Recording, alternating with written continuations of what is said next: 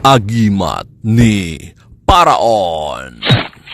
Mga kaagimat, merong bagong silang sa mundo ng espiritual at naging malakas na manggagamot. Bago nangyari ito ay kumuha pala siya ng gamit galing sa atin. Pinapanood din niya yung mga videos natin sa larangan ng panggamutan at pinag-aralan niya ng maigi. Ang mga orasyon na aking itinuturo sa mga videos ko ay kaniyang pinag-aralan hanggang sa dumating ang panahon, mga kaagimat, na handa na siyang subukan ang taglay na kapangyarihan. Merong insidenteng sanib na agad naman niyang tinulungan. Kanyang pinahirapan at pinaslang ang mga demonyo at masamang spirito na gumagambala sa pasyente. At dahil sa pangyarihan ng Diyos Ama ay gumaling ang pasyente. Ang kanyang sikreto na palagi kong tinuturo ay magdasal sa Diyos Ama sa lahat ng oras at lahat ng panahon at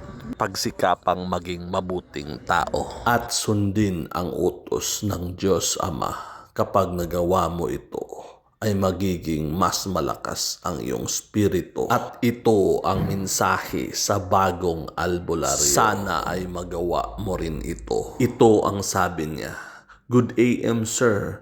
Makwento ko lang, sir. Lahat ako po ay kumuha sa iyo ng istampita at bao ultimatum. Lahat po ng turo niyo dinadasal ko araw-araw. Pati po sa YouTube at Facebook na mga orasyon, lagi po ako nakasubaybay. Lahat po ng orasyon nyo sinusulat ko at pinag-aralan. Isang beses may sinapian dito sa amin ng isang gabi, mga 1 AM ng madaling araw. Wala na kami mapuntahan na albularyo. Ginawa ko, sir, kung ano ang pinapanood ko sa inyo. Yun lang ginawa ko, tsaka yung turo ninyong panggilit, ginawa ko din, sir. Awa ng Diyos.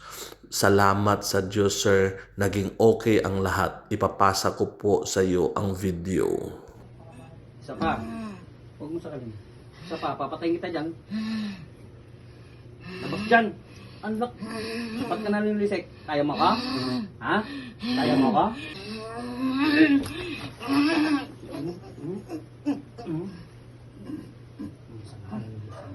Diyos anak. Diyos Espiritu Santo. Amen. Mga kaagimat, sa mundo ng hiwaga at kababalaghan, ako ang iyong kaagimat na si Paraon.